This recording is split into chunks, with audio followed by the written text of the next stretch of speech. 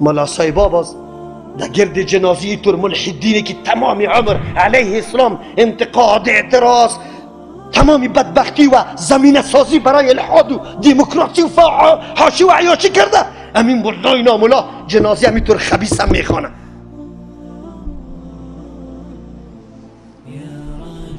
علمای حق بودن. افسوس است امروزم بسیار مردم میگه ما حنفیستیم. به الله قسم تو و امام ابو حنیفه رحمه الله زمین و آسمان دور هستی. امام ابو حنیفه رحمه الله قضا را در مملکت عباسی قبول نمیکنه.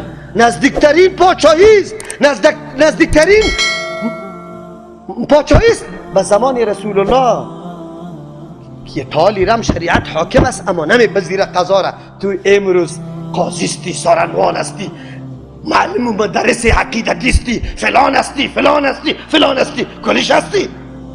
تو خود حنفی میگیری، داد از امام ابو حنیفه رحمه الله میزنی، غلط میگی، دروغ میگی.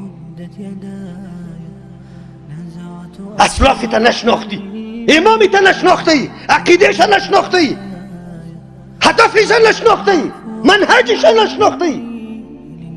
ما خیر است از رسول الله خو پیروی بیازونه نکنی، از امامتان خو پیروی کنی که معلوم شد با منهج رسول الله خو دشمنی داره.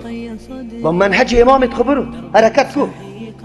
شرم است، جای خجالت است که ما چی میکنیم.